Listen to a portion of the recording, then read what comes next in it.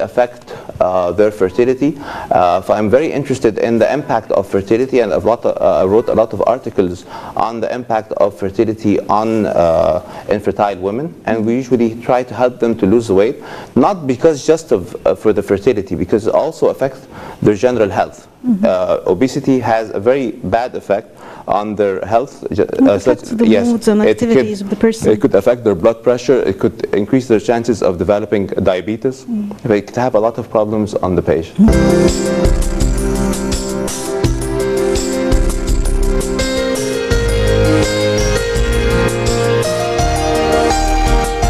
Okay. Now we'll talk about keys to your success. Okay. What were they? There's a very interesting book that I've read. Two interesting books that I think that have changed the way of my way of thinking. One of them is a very famous book called The 7 Habits of Highly Effective People that was written by Stephen R. Covey, and another book called The Secret. Who's the author? I can't remember the author right now. The messages that were very strong in these books was that you really have to, every person has to have a mission statement. Every successful institution, the first thing that you will find when you go in through this firm or this organization, you'll find a very clear mission statement, defining who they are, what they do, what are their aims, and everything. But every person should have a mission statement. Our main mission in life, do you know what our main mission in life is? No. But of course, to worship God. وَمَا خَلَقْتُ الْإِنسَ وَالْجِنَّ إِلَّا لِيَعْبُدُونَ. So our main mission in life is to worship God and to try to obey God in everything that we do.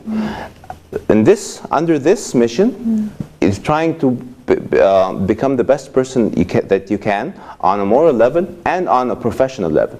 On a professional level, you have to, your main aim as a clinician is to try to deliver the best quality service to your patients, the most up-to-date service. But you have to put certain goals in your life. And when you put these goals, these goals have to have certain criteria. First of all, these goals have to be achievable. You can achieve these goals. Second of all, you have to put these goals under 2 categories, short-term goals and long-term goals. There's no medium term? I like to define them this way, it's much simpler for me. The short-term goals, they have to be achievable, and these goals you can achieve in a relatively short period of time. The long-term goals, they can be achieved over a longer period of time. And at the end of the year, the term, whatever, you have to start revising yourself and see how much you have achieved of these goals. Okay. This is very important for every person to start dealing with his life in this very simple way. Despite the heavy duty of your career, of course, you have a special viewpoint on sports. Tell us more about that. Sports is a very important part of my life. I dedicate a lot of time for sports. Sports gives what do you say to our viewers about sports and how to blend it to their daily activities? Yes. You have to blend sports in your life. Sports, not is it just good for your cardiovascular system and for oxygenation of the various organs, it also provides you with a hormone called endorphin. When you start to play sports, enroll yourself in sports, there's not only football for the not only football, the various sports. I used to play swimming, karate, and basketball, and I go to the gym regularly. This is important. This endorphin hormone is an antidepressant hormone. It makes you in a good mood, and it helps your thinking. It makes you more balanced, more focused. It helps you with your professional life as well. It helps you to interact with other people. When you play team sports, this helps you with interacting with people around you, social community. And this is something that sometimes we are lacking in Egypt. We don't have this teamwork, and everyone is working on his own, a one-man show as you can. For teaming up, or if you are raised up in a way that encourages you to employ in a team attitude, later on when you start your professional career, you'll always think in these terms, to work as a team. And working as a team is what caused a lot of countries to develop and become more developed. Okay, that takes me to ask you about those people who inspired you. First of all, the Prophet Muhammad sallallahu alaihi wasallam. This is our inspiration, all of us as Muslims. My mother and father, they had a very important role in my life. Who comes first, your mother or father? The mother and father. They have put a lot of work and dedication in raising me and my brothers and sister. They provide. It's usually said that boys are affected much more with the mothers than. Of course, because the mother naturally she has a lot more time to spend with her children, and she puts a lot of disciplines in her children that really you start to realize later in life. My mother and father, they had a very important role in my life. I thank them all the time for providing me with everything that I required. The other person that really had an impact on my life is my aunt. She's a very respectable professional in the field of gynecology and obstetrics, and she really had a very strong impact on me, on teaching me skills. And here we're sending them all your thanks. Yes, I thank them very, very much for all their help during the years. Okay. Now let's talk a little bit about ultrasound. You have a special contribution using 3D and 4D. Tell us a little bit about the difference between both of them. One of the questions that a lot of patients ask is, what's the difference between 2D, 3D, and 4D ultrasound? What's the difference? Okay, the difference is quite simple. In 2D, you're only working in 2 dimensions. That means the depth or the volume is not applicable, which is very important in cases of obstetrics and gynecology. In 3D, they've developed a system. We're quite acquainted with 3D, but 4D, it's I will explain to you what's the difference between 3D and 4D. In 3D, it's a static image. It's a static image. It does not move. In 4D, for me, I know it, but you can explain it for the viewers. That means we're seeing the volume, but in a static motion, that means it's still. The image is still. In 4D, we're getting the volume, but at the same time, we have the advantage of having the movement, a live movement at the same time. So you can see the baby waving for you, the baby yawning, the baby's movements, which is very important sometimes in some diseases. And then what's 4D? This is the 4D. Yes, live motion 3D, which is 4D. Now there is a newer technology that is developing, is 4D high definition. You see the baby high definition as if you're seeing the real image, and this is very compelling for us. This is a very important branch in obstetrics, and a lot of women think that this is only important in obstetrics to see their baby.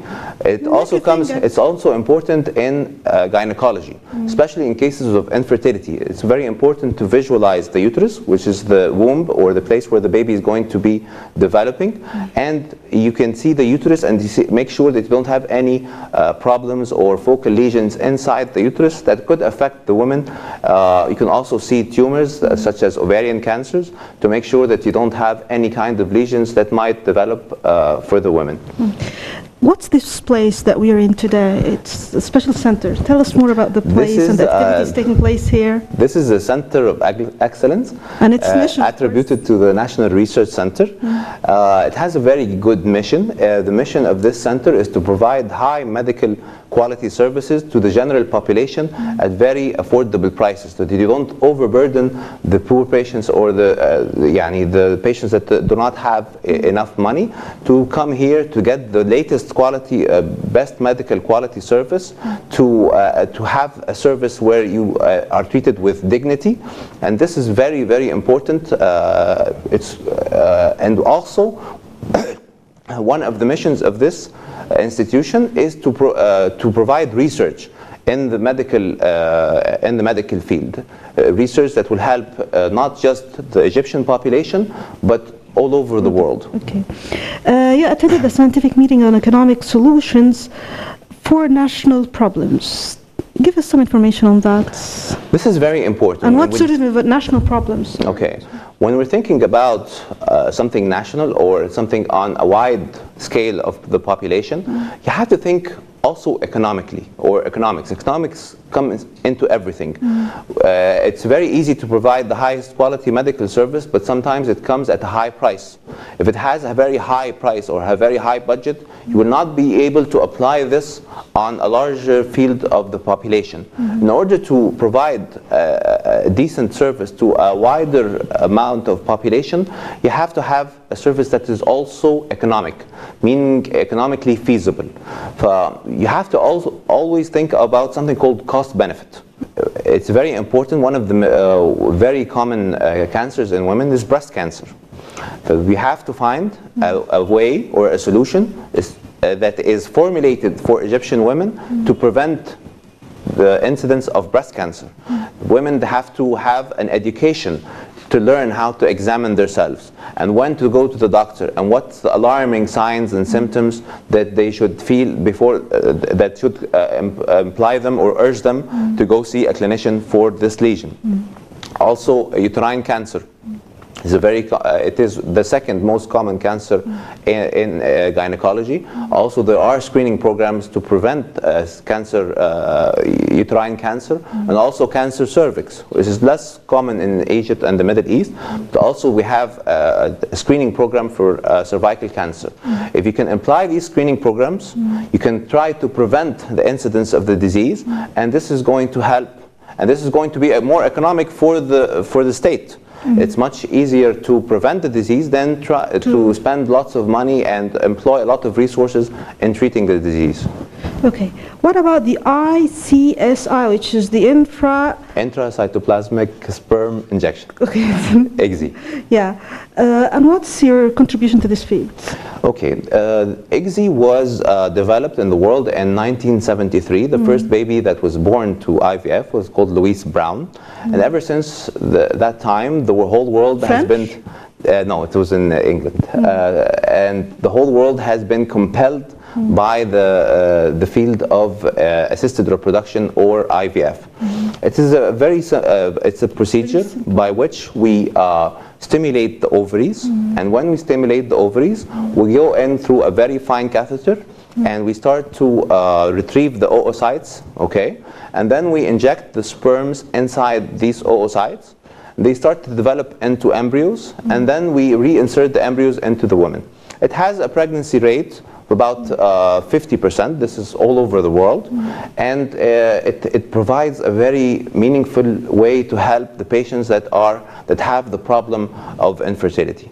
It was very compelling for me to not just learn the ICSI, but also to keep up to date with all the latest research developed in this field. I'm also contributing to research into this field. We do a lot of research here in the National Research Center, in which we try to improve the pregnancy rate, in which we try to ease the problems of the patients. We try to develop innovative ways to improve the success rate of intracytoplasmic sperm injection, or ICSI. Finally, before we go, what is it that you dream of?